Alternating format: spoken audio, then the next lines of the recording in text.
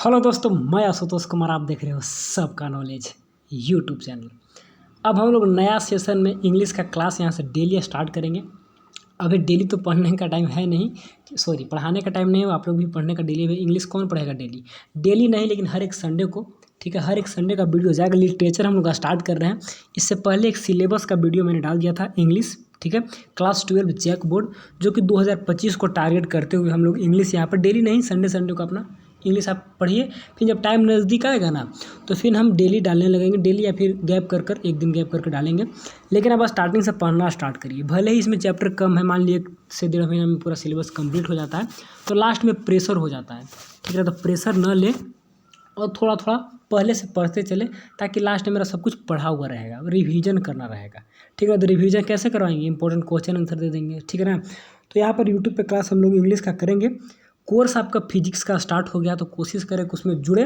और भी आपके दोस्त वगैरह भी होंगे, तो उनसे भी बोलना है थोड़ा सा कि क्लास स्टार्ट हो चुका है, जुड़ सकते हैं, पढ़ सकते हैं, ठीक है। उसमें थोड़ा सा आप लोग सपोर्ट दिखाइए, ताकि और भी बच्चे जुड़ें। और घर पे रहना, कहीं जाना नहीं, किसी से कोई डिस्टर्बेंस नहीं, ठीक है ना। 1500 रुपये उतना फ़ी भी नहीं ज़्यादा मोटा देना है। आराम से सिंपल आपका 100 रुपये फ़ी है। आराम से पढ़िएगा, सारा नोट्स वगैरह अवेलेबल रहेगा। उसमें डेली क्लास होंगे। वहाँ पर ऐप जो टेलीग्राम है, टेलीग्राम में उसका क्लास होता है, ठीक है। तो फिजिक्स के लिए कोशिश करें। कहीं से पढ़ रहे हो तो बहुत अच्छा, नहीं पढ़ रहे हो तो आपको कहीं जाने की आवश्यकता है नहीं, अच्छे से क्लास वहाँ पर हो रहा है, ठीक है। मैथ में एनसीईआरटी पे कमांड करना है, इसके अलावा कुछ नहीं करना है, ठीक है। और केमिस्ट्री में देखिए, यूट्यूब पे कोई टीचर मिलते हैं तो यूट्यूब से करिए। और अगर नहीं मिलेंगे तो फिर केमिस्ट्री के भी स्टार्ट करवा दिया जाएगा, ठीक है। बाकी इंग्लिश इकोनॉमिक्स तो मेरे ऊपर रहेगा, तो हम करवा ही देंगे, तो उसके लिए टेंशन नहीं लेना है, ठीक है। तो जो भी बच्चे 2025 को टारगेट करते हुए स्टडी कर रहे होंगे, तो कोई भी छोटा सब्जेक्ट बड़ा सब्जेक्ट जितना भी इसमें है, तो सभी को लेकर चलना। ये नहीं कि इंग्लिश तो छोटा है, दो बाद में पढ़ लेंगे। बाद में प्रेशर हो जाता है। प्रेशर में क्या होगा ना, कि आप समरी पढ़ पढ़ के जाइएगा।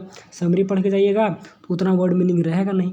पुराना वर्ड मीनिंग कब तक डालिएगा? नया नया किताब का वर्ड अब टीचर पूछेगा, जो सवाल में पूछेगा तो उसके रिलेवेंस में डालिएगा, तब ना हाँ किताब पढ़। टीचर को लगेगा क्या कि बच्चा किताब पढ़ के आया, किताब वाला लिख रहा है, ठीक है। तो उस टाइप से और अच्छे से पढ़िएगा, तभी आप क्वेश्चन आंसर को समझ पाइएगा, फिर अपने से बना के लिख पाइएगा। और स्टोरी को अच्छे से नहीं समझ पाइएगा तो क्वेश्चन आंसर बना के लिखने में भी दिक्कत होगा। बनाइएगा कब? जो वर्ड मीनिंग रहेगा। तो वर्ड मीनिंग सब कब याद आएगा? जब पढ़े रहिएगा। तो लाइन बाय लाइन पढ़ना है, ताकि वर्ड मीनिंग आ जाए। और वर्ड मीनिंग के साथ साथ आपके पास क्या हो जाएगा? आपके पास जो एमसीक्यू ऑब्जेक्टिव बनता है, तो ऑब्जेक्टिव सारा का सारा कंप्लीट हो जाएगा। क्योंकि ऑब्जेक्टिव कहीं पे आपको समरी या फिर बुक का जो है ना क्वेश्चन आंसर से नहीं देता है, ऑब्जेक्टिव आपका लाइन से देता है, ठीक है ना। तो जो भी आपका लाइन होता है, क्या बोलते हैं, स्टोरी का लाइन, ऐसा नहीं है कि आप लाइन बाय लाइन नहीं पढ़िएगा तो स्कोर नहीं कर पाइएगा। अगर मान ली 30 नंबर का ऑब्जेक्टिव, पहले 40 का था, अब 30 का कर दिया, अब तो और हटा देगा, 20 कर देगा, ठीक है। सपोज दैट 40 का है ना, तो आप 35 तक कर लीजिएगा, टेंशन नहीं है। लेकिन आप सोचिए कि 40 में 40 हम कर लें केवल समरी पढ़ के, तो कभी नहीं होने जा रहा है, ठीक है ना। और समरी भी कैसे पढ़ना है? समरी भी पढ़ना है आपको English to Hindi, English to Hindi, ताकि इंग्लिश में वर्ड मीनिंग आ जाएगा, ठीक है। और हिंदी से स्टोरी समझिएगा। समरी भी पढ़िएगा तो इंग्लिश टू हिंदी, ऐसा ना केवल हिंदी में स्टोरी सुन लिए, वो वर्ड मीनिंग रहा ही नहीं, तो बाद में दिक्कत होगा, फंस गए, ठीक है। तो बाकी कभी और डिस्कशन करेंगे, टाइम थोड़ा सा कम है आज, तो हम लोग स्टार्ट करेंगे आज का क्लास, ठीक है। देखिए, तो चैप्टर के बारे में, सिलेबस के बारे में एक वीडियो बना दिए थे, फिर भी आपका फ्लेमिंगो का यहाँ पे देख लीजिए। तो फ्लेमिंगो में सबसे जो पहला चैप्टर है आपका, लास्ट लेसन, बहुत ही इंपॉर्टेंट है। आज संडे है, ठीक है। जब भी छुट्टी रहेगा तभी आप स्टोरी सुन लीजिए, चैप्टर पढ़ लीजिए, इसमें क्या है। इसको आप सैटरडे संडे जब भी टाइम मिलता है, आधा घंटा 1 घंटा, आधा घंटा यहाँ पे पढ़िए, आधा घंटा घर पे बुक को रीडिंग करिए। हम लोग भी कॉलेज में जब पढ़ाई होता था, तो जितना पढ़ाई हुआ उतना घर पे जाकर पढ़ते थे। तो उसको पढ़िएगा, तब जाकर धीरे धीरे, ऐसा नहीं कि इसे बिना करे तो होगा नहीं, करना तो होगा ना, तो करना पड़ता है। ऐसा नहीं कि सर मेरा ऐसा हो जाएगा, उसका ऐसा हो जाता है, नहीं, करिएगा। आगे पीछे होता है, किसी को जल्दी, किसी को मतलब कि लेट से थोड़ा सा, लेकिन करना सबको रहता है। तो बिना कंपेयर किए हुए अपना पढ़ाई पे ध्यान देना, पढ़ाई को करना है, ठीक है। चलिए, तो लास्ट लेसन आज स्टार्ट करेंगे। इसका राइटर का नाम है अल्फोंस डुडेट। प्रोनाउंसिएशन डाउडेट बहुत बच्चा पढ़ता है, डाउडेट नहीं होता है, डुडेट, ठीक है, इनका प्रोनाउंसिएशन है। इसके बाद लोस्ट स्प्रिंग, अनीस जंग, सब कुछ पढ़ाएंगे, ठीक है। Deep water, William Douglas, red trap, Selma Lagerlof, Indigo. तो क्वेश्चन आंसर भी देंगे बाद में, लेकिन अभी आप चैप्टर को पढ़ लीजिए, क्वेश्चन आंसर लास्ट में देकर रिवीजन करवा देंगे, ठीक है। तो उसके लिए अभी टेंशन नहीं लेना। इंडिगो, लुइस फिशर, ठीक है। इसके बाद आपका poets and paintings and interview, उसके बाद गोइंग प्लेसेस, ए.आर. बार्टन। तो इतना ही आपका इसमें पढ़ना है। बाकी इसका पोएम भी होगा, पोएट्री सेक्शन अलग है, ठीक है। पोइट्री सेक्शन अलग है तो उसके लिए बाद में देखा जाएगा। ठीक है, चलिए तो 3-4 minute 5 minute I think time waste हुआ है, तो थोड़ा सा बता दिए कि आपको स्टार्टिंग से सारा सब्जेक्ट को पढ़िए। ठीक है, इकोनॉमिक्स अगर इंग्लिश मीडियम रहेगा तो उसको भी डालेंगे, लेकिन इंग्लिश मीडियम तो बच्चा लोग रहता नहीं है, जयपुर में हिंदी मीडियम है तो उसका थोड़ा सा दिक्कत हो सकता है। चलिए तो आज हम लोग फर्स्ट चैप्टर जो लास्ट लेसन है तो बहुत ही इंटरेस्टिंग है। ठीक है ना, लास्ट लेसन है, लेसन समाप्त हो गया था, ऐसा कुछ नहीं है।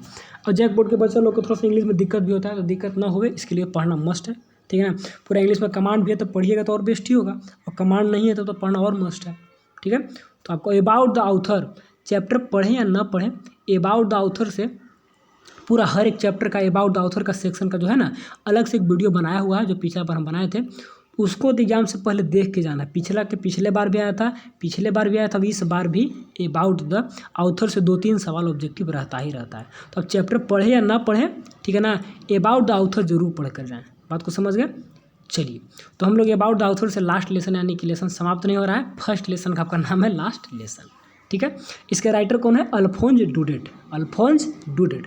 अब देखिए नया नया नाम है, पहली बार सुनिएगा तो भूलने का भी चांस है, अभी सुन लिए फिर रिवीजन करिए, फिर एग्जाम से पढ़िएगा तो आ जाता है, फिर दिक्कत नहीं होता है। ठीक है ना, उसी के साथ रूबरू हो जाइएगा तो याद हो जाएगा।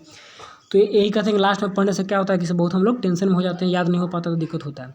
तो राइटर वगैरह नाम वगैरह भी याद हो जाएगा, आज पढ़िएगा अल्फोंस डुडेट। बाकी तो और राइटर का नाम आज पढ़ना है नहीं, एक ही पढ़ना, तो बस एक पढ़िए याद हो जाएगा, अल्फोंस डुडेट। लेकिन साथ ही साथ राइटर के साथ नरेटर भी होते हैं, और स्टोरी को जो सुनाने वाला, लिखने वाला तो ठीक है कोई और लिख दिया, ठीक है, लेकिन उसको सुना कोई और रहा है। ठीक है ना, सुनाने वाला को हम लोग नरेटर बोलते हैं। तो अभी यूट्यूब के माध्यम से आप सुन रहे हैं तो मैं आपका नरेटर हो गया, लेकिन इस स्टोरी को हम लोग जिसके माध्यम से पढ़ रहे हैं तो यहाँ पे सुनाने वाला एक नरेटर है जिसका नाम है फ्रांस। ठीक है, तो फ्रांस एक लड़का है, तो उसी के बारे में थोड़ा सा इसका बैकग्राउंड दे देंगे। जो लास्ट लेसन है ना, यहाँ पे लिखा हुआ है, लेकिन फिर भी लास्ट लेसन है ना, तो यहाँ पर फ्रांस और पर्सिया में युद्ध हुआ था। ठीक है ना, तो वहाँ पर इसमें जो क्या नाम है, पर्सिया और ये जर्मनी था, जर्मनी पोलैंड से मिला हुआ था। उसमें युद्ध के समय समझिए कि लास्ट लेसन चल रहा था, फ्रांस का ही लास्ट लेसन था। फ्रांस के 2 डिस्ट्रिक्ट अल्जाक एंड लोरेन 2 डिस्ट्रिक्ट था ना, जो कि जर्मनी यानी कि जर्मनी का पार्ट था, पोलैंड था, जर्मनी था, ये सब मतलब जर्मनी मेन समझिए। तो जर्मनी क्या किया था ना, किसे पर्सिया पे अटैक करके उसको हरा दिया था, फ्रांस को हरा दिया था। तो फ्रांस का लास्ट लेसन था, उसके बाद जर्मनी का लैंग्वेज वहाँ पर चालू हो जाता। तो वही लास्ट लेसन का एम है, मेरे एक टीचर हैं तो पढ़ाते हैं, तो लास्ट लेसन में क्या क्या होता है तो क्लास का डिस्कशन हम लोग देखेंगे। उसमें एक फ्रांस एक लड़का है, तो वही हम लोग को बताता है कैसे कैसे क्या हुआ था। तो चलिए बाकी पढ़िएगा तो क्लियर हो जाएगा।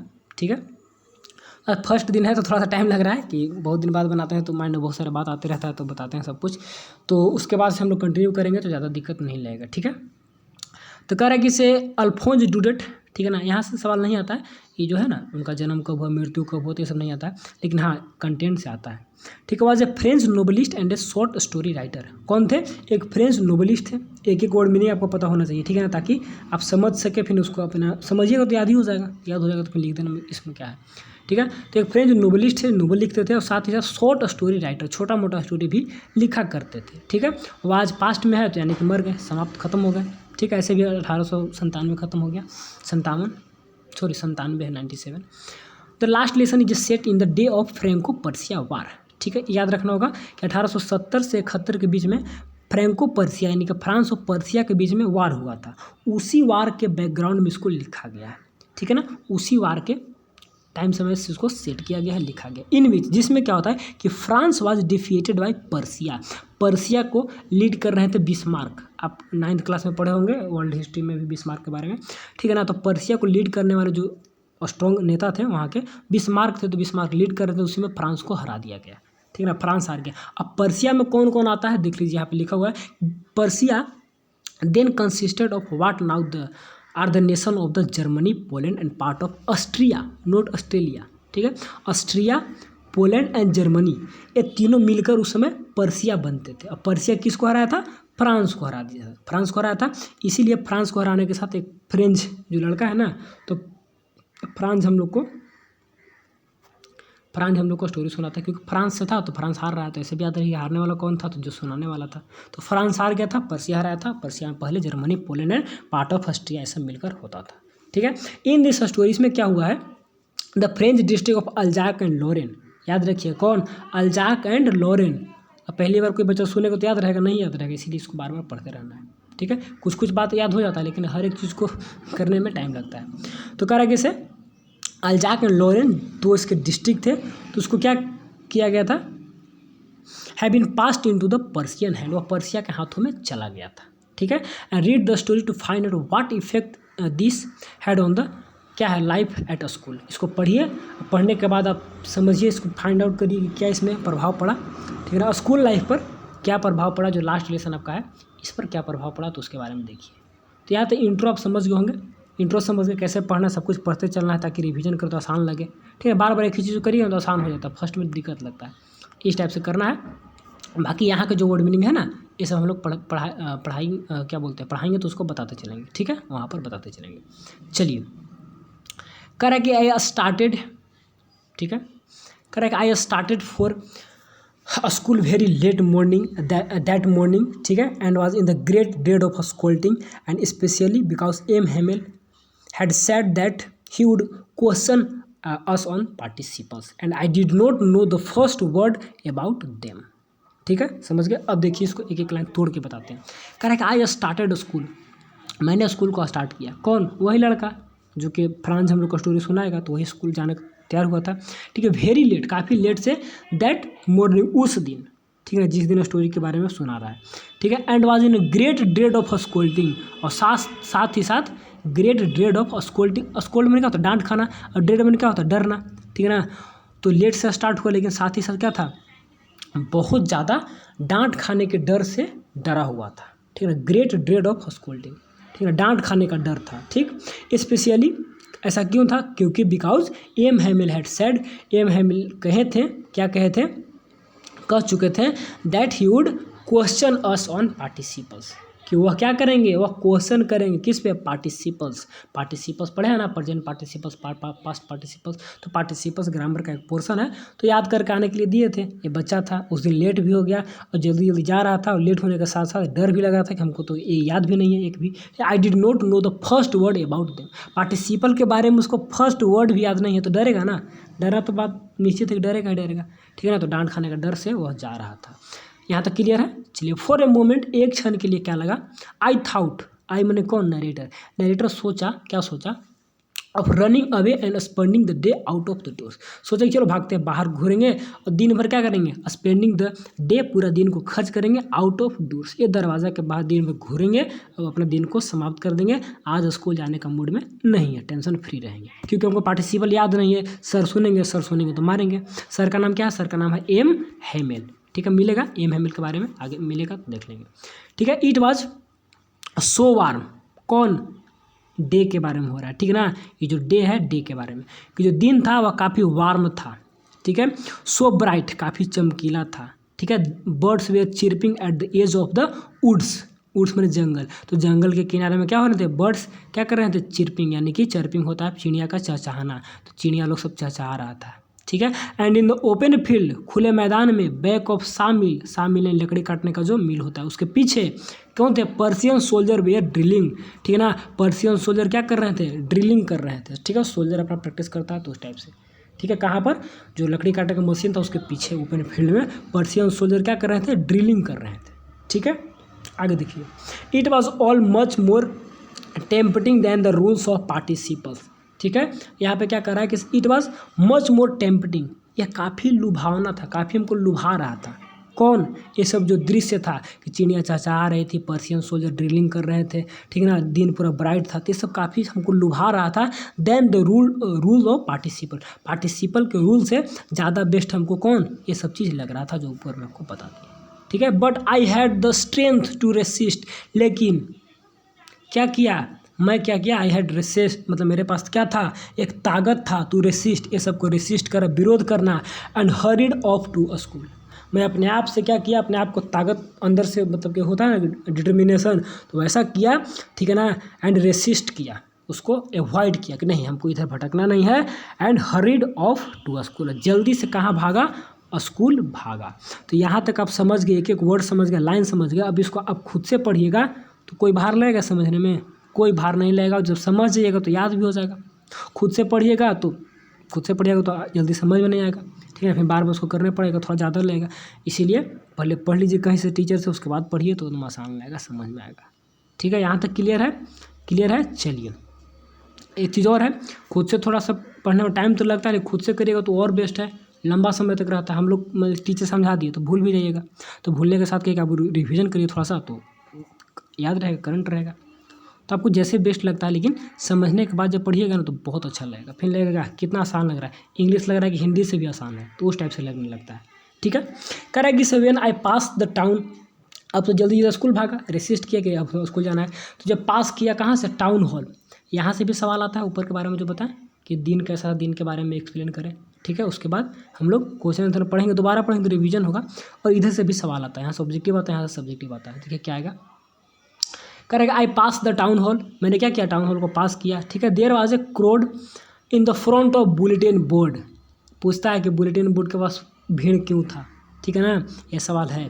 तो कह रहा है कि इसे टाउन हॉल के सामने बुलेटिन, देखिए नियर होगा, एक वर्ड मीनिंग कहीं पर होगा, उसको याद रखिएगा। एक सेकेंड, अच्छा आगे मिलेगा तो बताएंगे। ठीक है, near the town hall, town hall के पास बुलेटिन बोर्ड था। ठीक है, चलिए बुलेटिन बोर्ड, बुलेटिन बोर्ड जहाँ पर न्यूज़ वगैरह आता है तो वही बोर्ड था एक तरह से।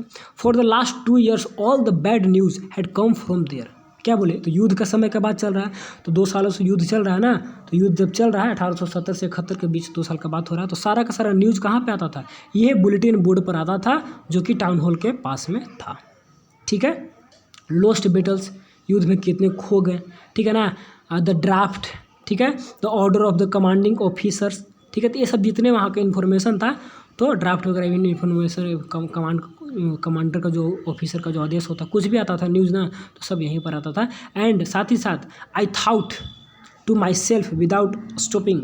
ठीक है, और मैंने क्या किया, मैंने सोचा, टू माई सेल्फ, खुद के बारे में सोचा बिना रुके, मैंने रुका नहीं, और मैं बुलेटिन बोर्ड को देखा, मैं आगे बढ़ते रहा। What can be the matter now, मैंने सोचा क्या मैटर हो सकता है। ठीक, can be the matter now, ऐसा सोच के मैंने क्या किया आगे, क्योंकि भीड़ लगा हुआ था, तो बुलेटिन बोर्ड से क्या भीड़ हो सकता है। ठीक है ना, तो वहाँ पे तो कुछ न्यूज़ आया होगा, तो इसीलिए भीड़ था। ठीक है, देन उसके बाद क्या हुआ, ऐसे बिना रुके सोच के चलते रहा। Then I hurried by as fast as I could go, मैंने तेज़ी से भागा। ठीक है ना, जितना मैं भाग सकता था, as fast as I could go. ठीक है, एंड द ब्लैक स्मिथ, ठीक है ना, वाचर, ब्लैक स्मिथ का नाम क्या था, वाचर था। ठीक है, हु वाज देयर, अब देखिए ब्लैक स्मिथ कौन था, ब्लैक स्मिथ पता है किसको बोलते हैं, गोल्ड स्मिथ और ब्लैक स्मिथ पता होगा, किसे, लोहार और गोल्ड स्मिथ हो गया आपका, जो क्या बोलते हैं, ज्वेलरी का काम करता, सोनार होता है, और ब्लैक स्मिथ लोहार, लोहा का काम करने वाला। तो ब्लैक स्मिथ था, ठीक है, जिसका नाम क्या था, जिसका नाम वाचर था। हु वाज देयर, वो वहीं पर था। ठीक है, विथ हिज अप्रेंटिस, अप्रेंटिस यानी कि अपना चेला के साथ, चेला होता है ना, गुरु चेला, तो उस चेला या अप्रेंटिस है, नो सीखिया, जो नया नया सीख रहा था, उसके साथ वाचर वहाँ पर था। Reading the bulletin, bulletin board पे जो न्यूज़ था, तो न्यूज़ को क्या कर रहा था, वो पढ़ रहा था। ठीक है ना, रीडिंग द बुलेटिन। चलिए, कॉल्ड आफ्टर मी, उसके बाद मेरे को बोला, क्या बोला, डोंट गो सो फास्ट बब। ठीक है ना, क्या बोलता है, बब बोलता है, बहुत सारे बच्चा बॉय लिखते हैं, बॉय नहीं बब बोलता है।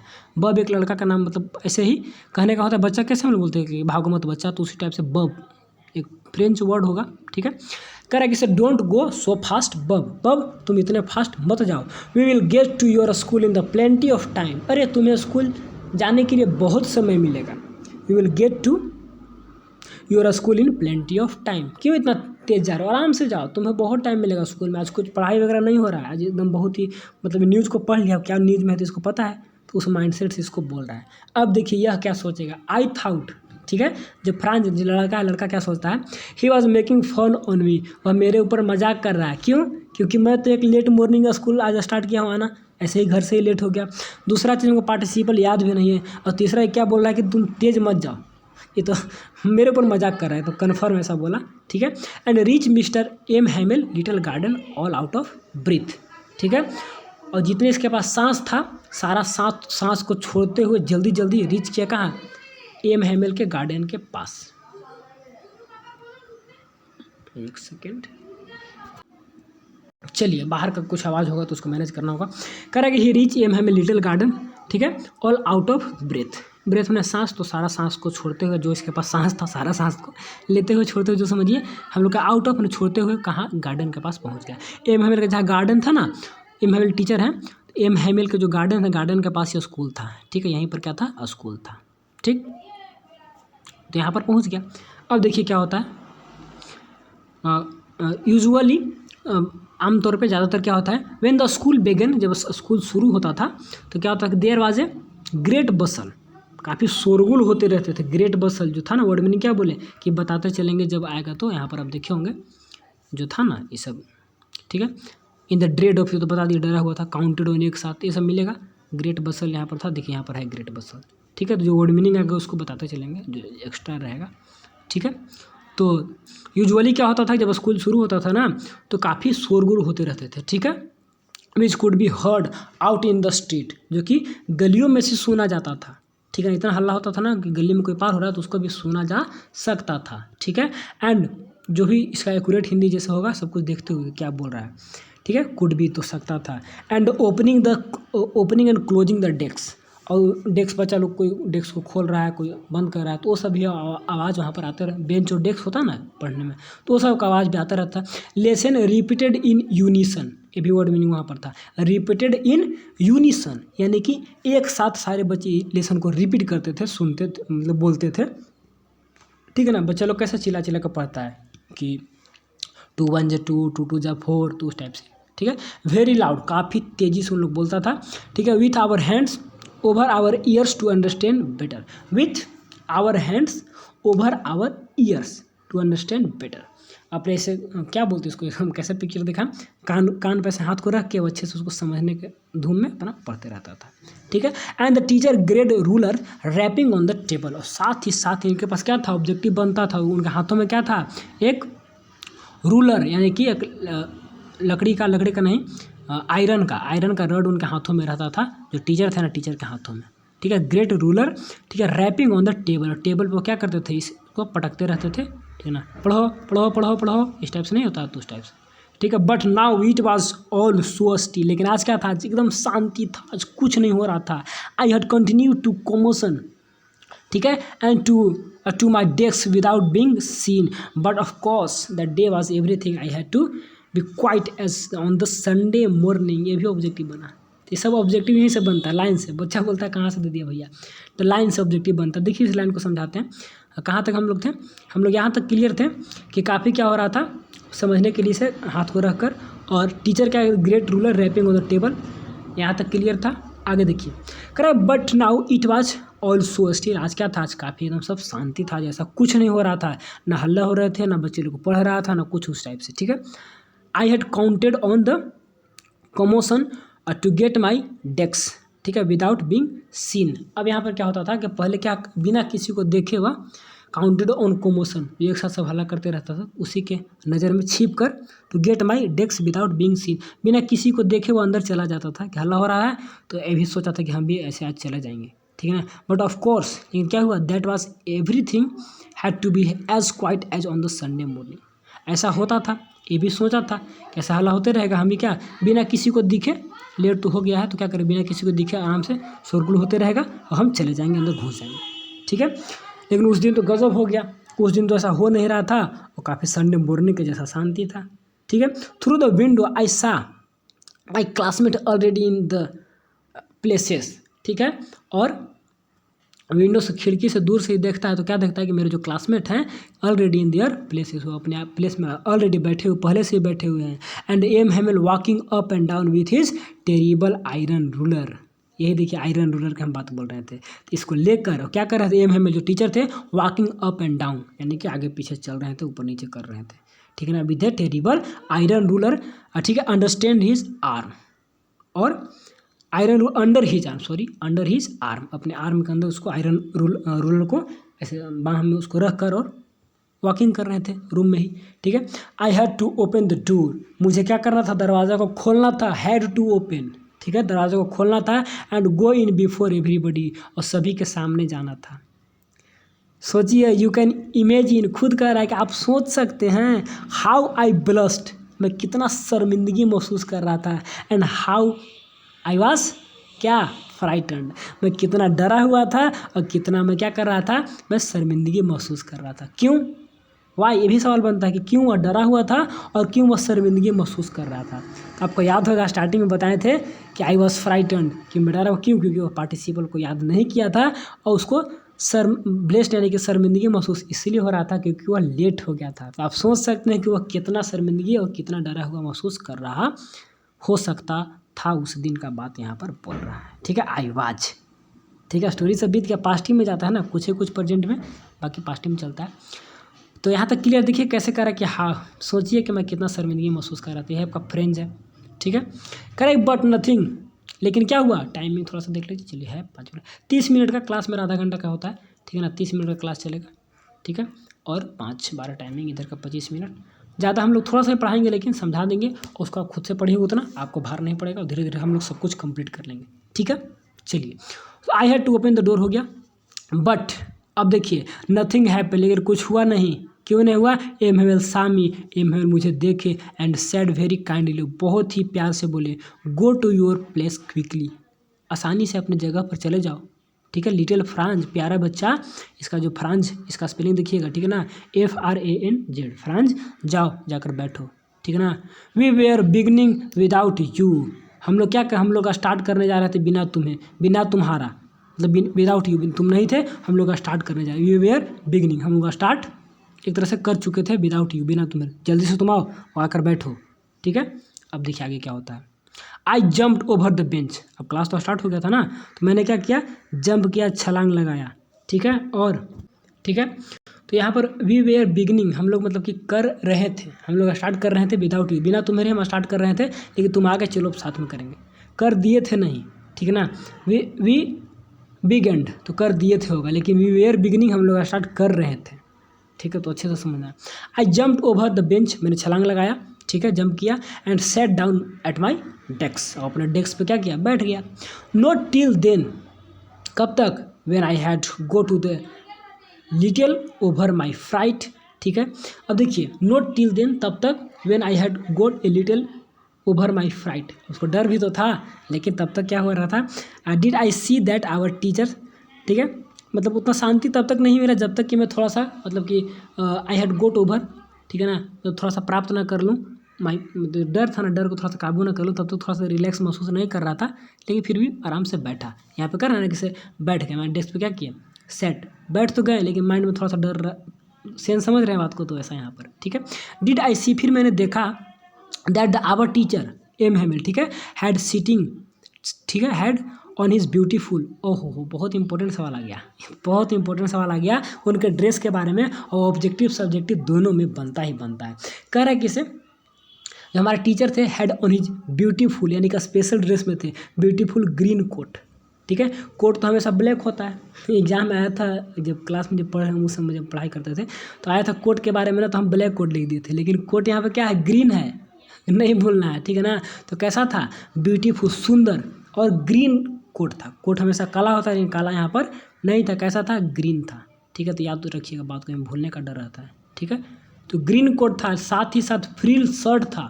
ठीक है ना, और इसके साथ क्या होगा, लिटिल ब्लैक सिल्क कैप भी होगा, जो आपके आगे यहाँ पर लिखा होगा, देख ले तो उसको। फ्रिल यानी कि झारीदार, ठीक है ना, धारीदार बोल सकते हैं, तो फ्रिल शर्ट होगा, देखिए फ्रिल शर्ट है। ठीक है, एंड साथ ही साथ लिटिल ब्लैक सिल्क कैप, तो इतना इनका स्पेशल ड्रेस था। ठीक है ना, कौन कौन स्पेशल, ब्यूटीफुल ग्रीन कोट, ठीक है, इसके बाद फ्रिल शर्ट, और साथ ही साथ लिटिल ब्लैक सिल्क कैप। तो इसे 1-2 बार पढ़िएगा तो याद हो जाएगा, टेंशन नहीं लेना है। ठीक है, ऑल ओवर क्या थे, एम्ब्रॉयडर्ड, यानी कि कढ़ाई किया हुआ था, कढ़ाई किया हुआ था, मतलब उस पर कुछ ना कुछ छापा हुआ रहता है, तो सारे के सारे क्या थे, एम्ब्रॉयडर्ड थे। ठीक है, and that he had never और एक्सेप्ट द, और वह कभी नहीं पहनते थे। ठीक है, एक्सेप्ट, छोड़कर, किसको छोड़कर, इंस्पेक्शन एंड प्राइज डे, वो जो स्पेशल ड्रेस था इनका एमएमएल का, वह कभी नहीं पहनते थे, सिर्फ 2 ही दिन पहनते थे, जब क्या होता था, कुछ इंस्पेक्शन जांच का जब बारी कोई जांच करने आता था तो उस दिन पहनते थे, या फिर खुद कोई जांच का बारी होता ना इंस्पेक्शन करना, तो उस टाइप से। एंड प्राइज डे, जब प्राइज का वितरण होता था, इसी 2 दिन वह पहनते थे, और कभी नहीं पहनते थे, लेकिन आज वह स्पेशल ड्रेस में थे। एक और अचंभा करने वाला बात था। ठीक है, बिसाइड, साथ ही साथ, the whole school seemed to be, एक second sorry, so strange and solemn, solemn यानी कि काफ़ी शांत, और स्ट्रेंज मैंने क्या होता है, स्ट्रेंज में होता है अनजान, अजनबी। ठीक है, पढ़िए अगर, स्ट्रेंजर और वेगाबोंड एंड ट्रैम्प, ये तीनों को एक स्टोरी पढ़िएगा। तो उसको रेटर पेडलर का तीनों नाम था। तो इस तीनों नाम के बारे में कोई बच्चा हम लोग क्लास में तीनों याद कर लिया था आसानी से।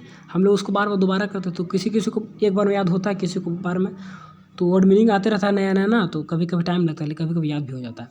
तो ये वर्ड मीनिंग जो स्ट्रेंज है ना, मिलेगा फिर आपको। तो कोई नया नया चीज़ को बार बार करिएगा तो याद हो जाएगा। तो बाद का चीज़ इसको बताएंगे जब पढ़ाएंगे तब उस समय, ठीक है।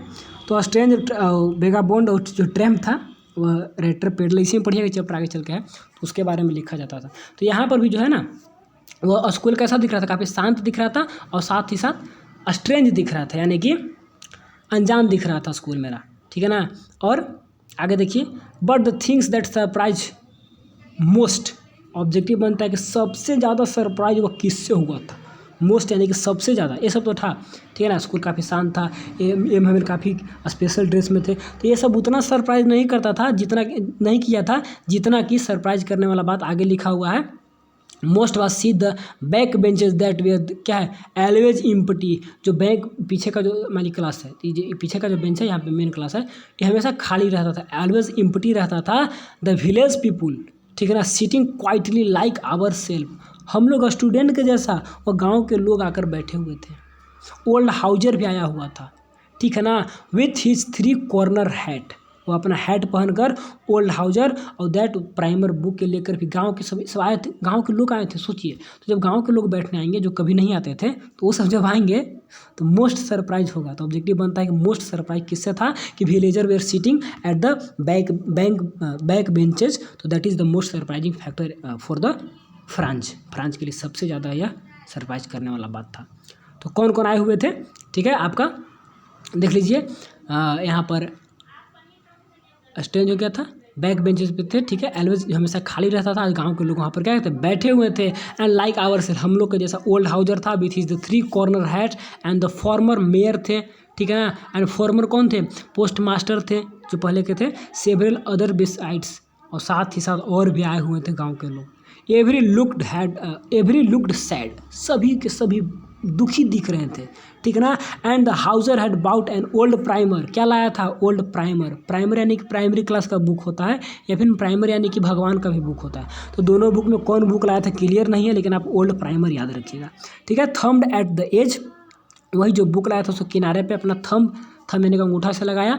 And he held it open on his knee with his great spectacles lying across the pages, अब पेजेज को देख रहा था, देखना है ऐसे कर निकाल के अपना प्राइमर जो बुक था उसका, ठीक है। थम्बेड एट द एज, किनारा पे उसका अंगूठा से लगाया। And held it open on his knees, अपने घुटना पे उस किताब को ओपन किया। विथ हिज ग्रेट स्पेक्टिकल्स, चश्मा लगाया हुआ था, चश्मा के साथ लाइंग अक्रॉस द पेजेज, और पेज के किनारे अपना पढ़ना स्टार्ट कर दिया। ओल्ड प्राइमर को लाया था और उसको पढ़ाई जो पढ़ रहा था कौन था, वो हाउजर था। तो बहुत सारे नए नए नाम आया होगा आपको, ठीक है ना। आपको जो इस स्टोरी में कैरेक्टर का नाम, ठीक है ना, थिंग्स वस्तु का नाम, तो कुछ कुछ नए नए नाम है। तो इसको स्टोरी तो समझ गए, लेकिन याद कैसे रहेगा, जब बार बार पढ़िएगा। तो यहाँ तक जहाँ तक आज पढ़ाएं, ठीक है ना, यहाँ तक आपको क्या करना है, घर पे रीड करना है।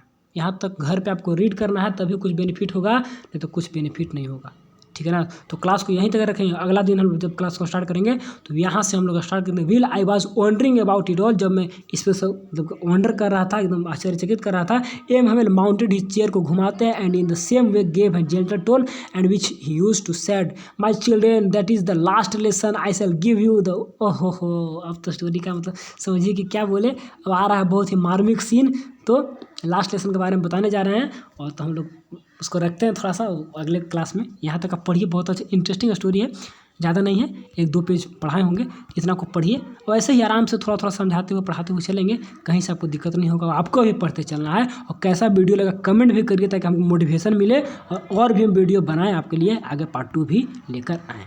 पार्ट 2 के लिए कमेंट करना है, और पार्ट 2 के लिए कमेंट करने के साथ साथ दोस्तों में शेयर करना है कि हम लोग को तैयारी बेस्ट हो रहा है। और फिजिक्स के लिए तो जुड़ जाना है, फिजिक्स में आपको टारगेट रखना है कि 90+ किसी भी हाल में स्कोर करें, ठीक है। तो सभी को all the best, bye, revision करिए और पढ़ते रहिए, ठीक है। All the best.